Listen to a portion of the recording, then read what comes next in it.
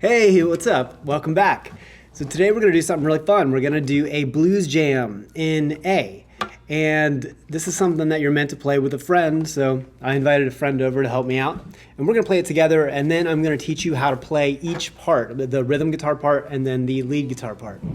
But first, let's just see what it sounds like together. Ready? Yeah. All right, here we go. All right, so 1, 2, 3.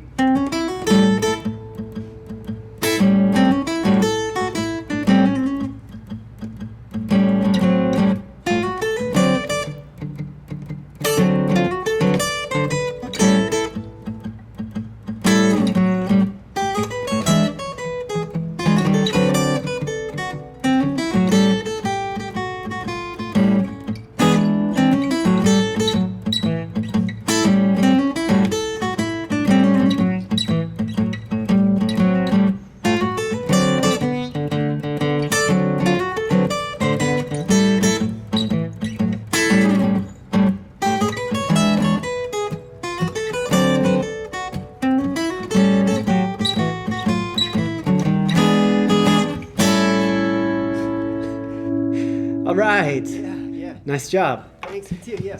Yeah. So thanks for coming by. I appreciate your help. Later. All right, cool. Okay, so that was great. So let's get into the lesson part. So now we're going to talk about how to play the rhythm guitar part, and then we'll do the lead guitar part second.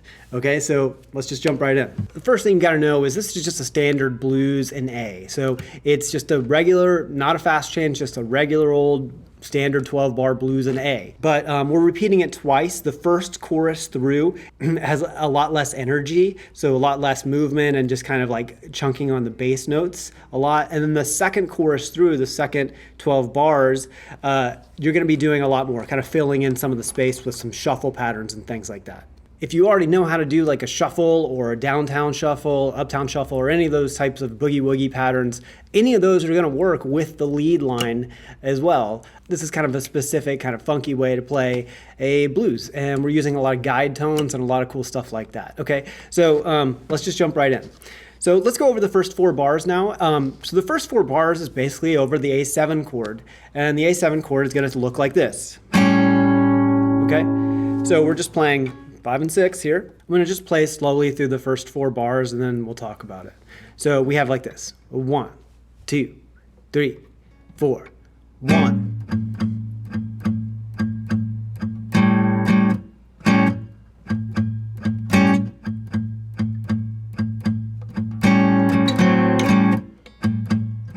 Okay.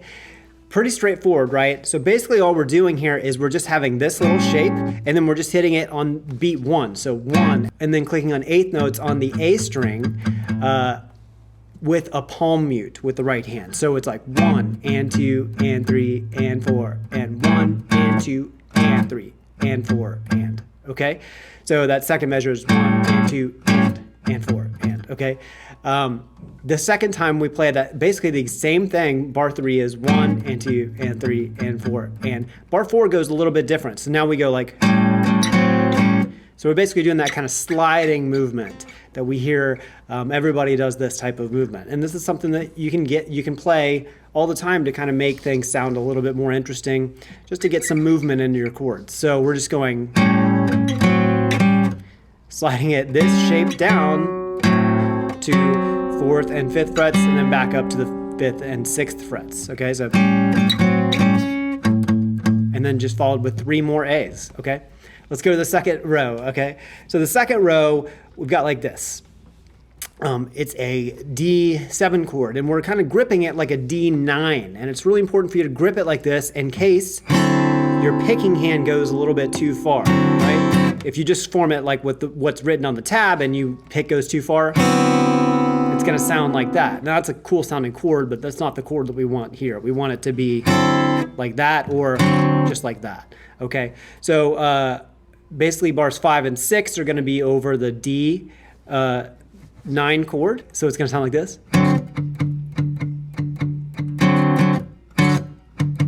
Okay, now notice that's the exact same rhythm that we had from the beginning. After you play bars 5 and 6, like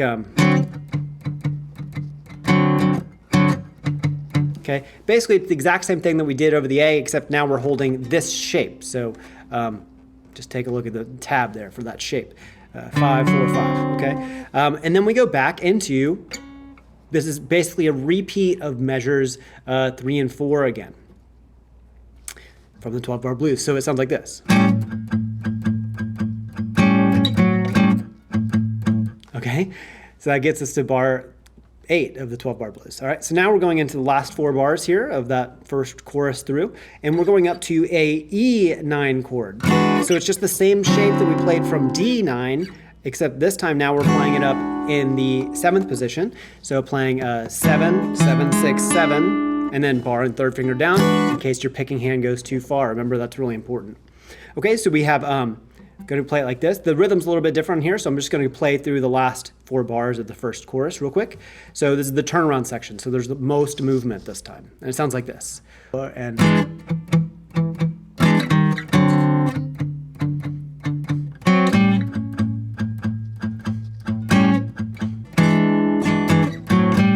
okay, and that gets us into the second chorus. So let's slow that down a little bit. So first we start with this E9 chord, and it's basically, like we talked about, it's the same grip as we had from the D9 chord, but this time it's E9, so in the 7th position, 7, 6, 7, 7, 7, just like that. And we're hitting 1 and 2 and 3 and 4 and. So we're kind of like going from the E to the D,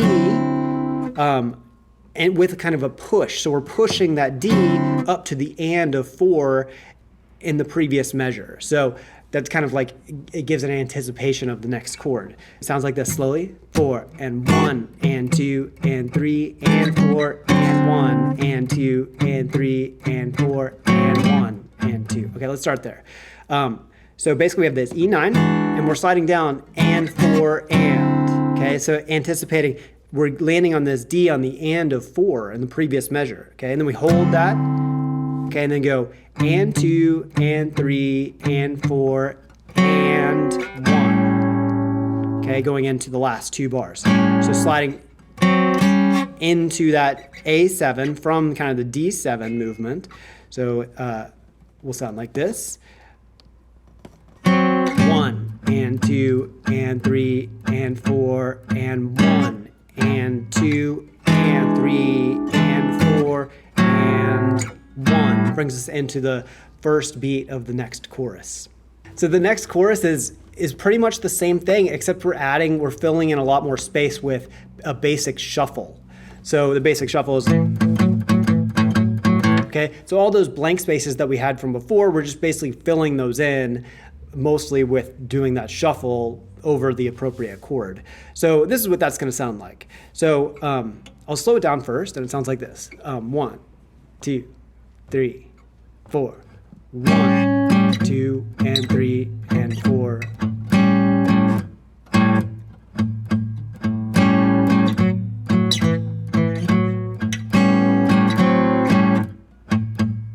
Okay, that's those first 4 bars of the second chorus. So let's talk about how we do that. So first I recommend we're gonna form this A7 chord with open A string, 5th fret of the D, 6th fret of the G string, okay? Forming it like that. And basically when you have this, we're gonna hit it twice, 1 and then we're gonna slide our first finger down to play like that.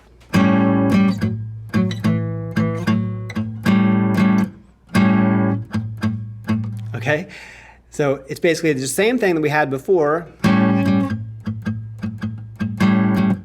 except now we're hitting the chord twice and then we're adding the shuffle into that. So it's slowly 1, 2, 3, 4.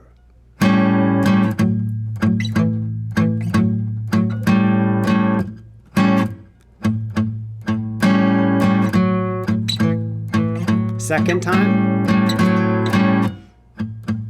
The only variation there on the second time when we repeat it is going that second time through. The first time we left a space there, like that, okay? The second time it's, okay?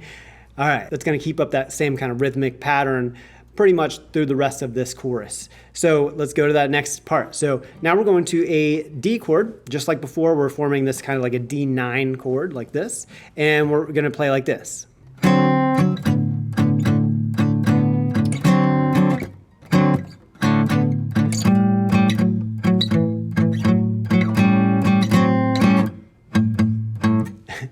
Okay, so that's that part. Let's slow that down. So basically we have this D chord, forming it second finger, first finger, third finger. Right after that, we're gonna slide your hand down and play this shuffle. Now I think it's cool to hit the A string as well on this, just to keep it kind of a little bit fat sounding and rhythm guitar-like. If you just hit, sometimes these middle two strings, the G and the D and the G strings, they don't sound thick enough or fat enough for a rhythm guitar part. So instead of just doing this, we add the A string, and it makes it sound a little bit more, a little bit bigger so that it fits in better with the part. So that's how we do that. So we go, make sure to do that palm mute when you're doing that shuffle part too, okay? After we do that, one more time, let's slow that down.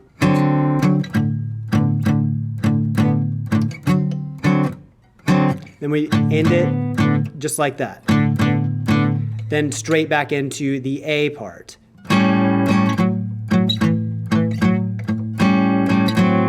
Okay, and then we do that kind of sliding A7 at the end of that phrase. Okay, the next part is not too bad because we have a lot of rests here. So let's move on. So we have this E7 chord sounding like this. 2, 3, 4, 2 on the D7, 2, 3, back to the A7 shuffle.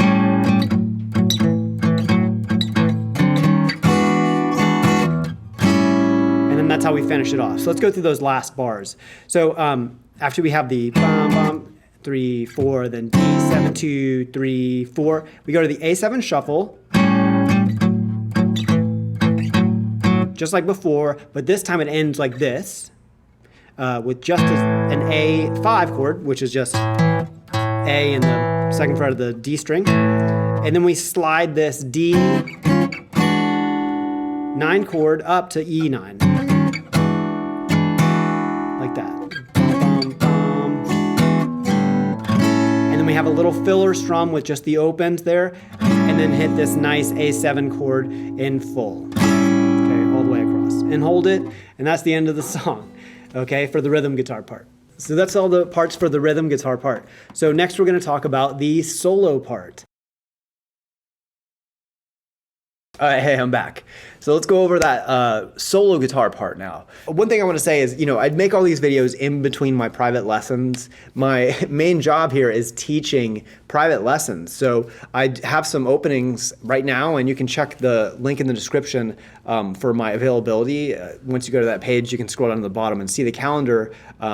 Those are the available spots I have. So if you're looking to get some extra help with learning blues or learning fingerstyle guitar or any of this type of stuff, or getting past those kind of beginning stages to get into intermediate guitar, or even if you're just starting off and you want to learn all the basics of beginning guitar, I teach all those types of things to really hundreds of students over the last 9 years or so.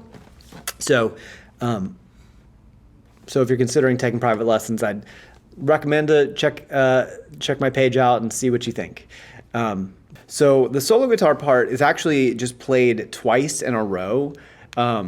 It's pretty much exactly the same thing twice in a row. The song picks up energy the second round because the rhythm guitar parts are filling in a lot more space. So it kind of feels like there's a lot more going on, but really the solo part is exactly the same twice in a row.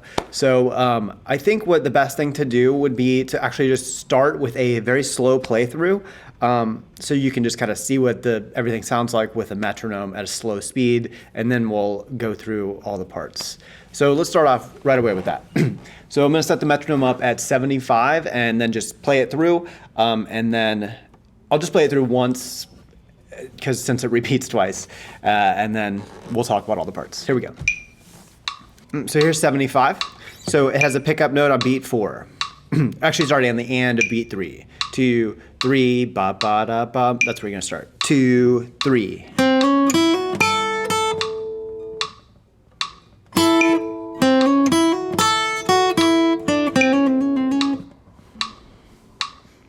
Same phrase up here.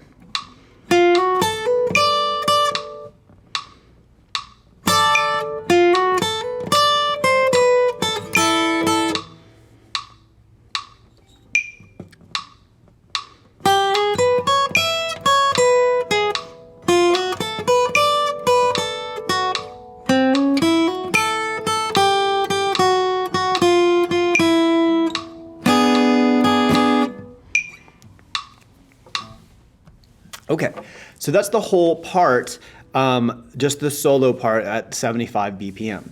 So you can see, hopefully you can hear that basically what we're doing is highlighting a really, really common phrase, this phrase. Okay, and we're doing that over every single chord. So we do that over A, and then we do it over D here.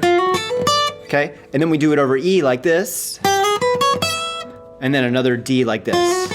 Okay, so basically you're gonna get two different fingerings to play that same riff. This riff comes up all the time. It's kind of like a blues riff based off the major pentatonic.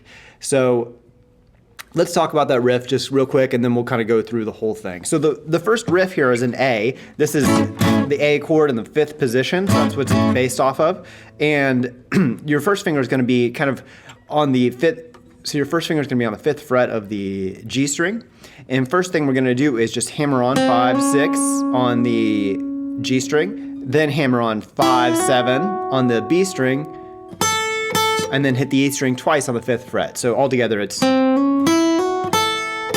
Okay, now the timing of this is really important. The timing is, like we said, we had that pickup measure. So it's like 1, 2, 3... Okay, so right on the and of 3 is where those riffs come in. So you're counting like 1, 2, 3, and right when I said and, that's when it comes in. So 1 and 2 and 3. Okay, another thing I gotta say here is remember that this whole thing is a swing rhythm. So you're not just counting 1 and 2 and 3 like that. You're counting 1 and 2 and 3. 2, 3, 4, and. Okay, now the and of 4 on that second measure, that's where we're hitting those 2 5s like that. Okay, if you have time and you can get back to the second phrase, you can do a cool slide down. So it would sound like this: 2, 3, 4, and. Okay, and slide that down. It's like an accent. It's kind of like a cool accent mark. Okay.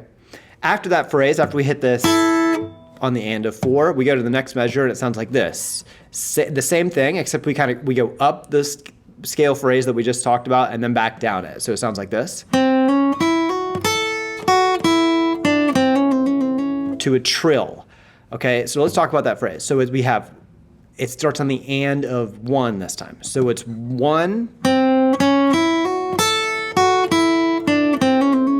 Okay, and then to that trill.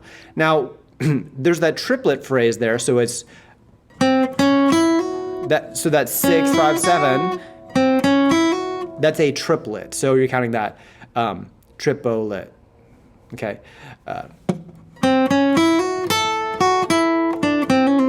Okay. Now, when you get to this trill, okay, you want to make sure that you end on the 6, okay? The note there says 5, and then there's a TR on top of it to indicate a trill. But what that means is basically you're going to trill like twice or 3 times, okay? It just depends on how fast you can do it. It's supposed to be in the time of the note, which is a quarter note. So don't keep extending it like this, throughout the whole measure. I guess you could do that creatively if you wanted to, but the way it's written is basically just to do it. It says 5 and then a TR on top, which means trill to 6 like that. You can see a tiny little 6 there also. Sometimes you might trill 5 to 7 or something like that, so you need to know where you're trilling to, in this case 6. Okay, and I would recommend 3 times or 2 times. So it's 1, 2, 3. Land on the 6. Okay? So that's all the phrases over A. 2, 3, 4, and. Okay. All right. Now basically what we're doing is we slide up here, and this is the D chord, the 4 chord in the key of A. And we're playing the exact same phrase, the exact same fingering and everything. So it starts off 1, 2, 3. 2, 3, 4, and. Okay, now that phrase is a little bit different, so let's talk about that. So the second phrase where we have 10, 11, 10, 12, 10. Okay, it's a little bit different than what we had before. So that second phrase, It starts the same, but then we walk it down 13, 12, 10, slide back down to hit these 5s twice. The way I like to do it is kind of actually bar these 2 5s. That way, when I hit this upstroke, if I hit the second string, it'll kind of be harmonized nicely. Kind of like that, instead of just, either way is fine though. Play it the way it's written, that's even better. Okay, and then you're gonna rest, rest, rest, rest, okay? And then now we're gonna do that phrase over an E. Now since the E chord comes way up here, okay, a lot of people I know don't have cutaways. So if you don't have a cutaway, that's gonna be really hard to reach. So we're gonna have a second fingering for this same type of phrase. So what you wanna look at is, this is the phrase, okay? Notice that's the same as, it's the same notes, it's just a different fingering. It's really useful to kind of know the same riffs and different fingerings all the time. So what you're going to do is a reference to know where this comes from. Here's this E chord. You might know it from the 7th position E, like this, right? Now where this 3rd finger is barred, okay, if you put your finger there, that's E, okay? Now we're in that major pentatonic position, which you might be familiar with. It looks like you're kind of standard minor pentatonic, but now we're major pentatonic when we're playing it over this E chord, okay? Now when you're in this shape, to slide from the minor 3rd to the major 3rd, that's located here on the 2nd string. So we're going 8, 9, 12, 9, 12 on the next string. Okay, so that's the phrase. We're going up, and then back down. So it's 8, 9, 12, 9, 12, back down, 9, 12, 9, okay? Then we have a little rest there.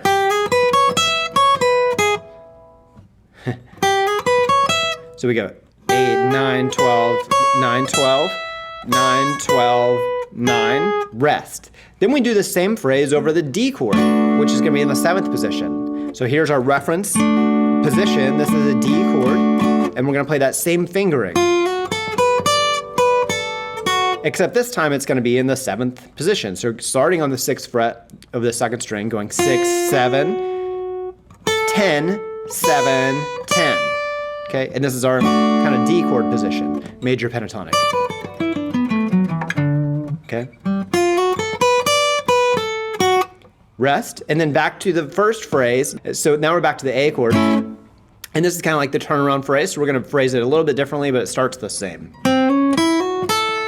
Back, down, chromatic scale. Okay, and then the whole thing starts over again. So let's talk about that. So first, the phrase starts the same, but then we walk it down. 5, 5 on the first string, then we're on 8 on the 2nd string, twice, 7, twice, 6, twice, 5. Okay, and then the second round through, the first round there's just a blank space there, some rests. The second round through you can hit this nice E7 chord, and then you're gonna follow it up with a chord just to finish it off. On the tab, we're just indicated to play the top 2 5th frets on the top 2 strings.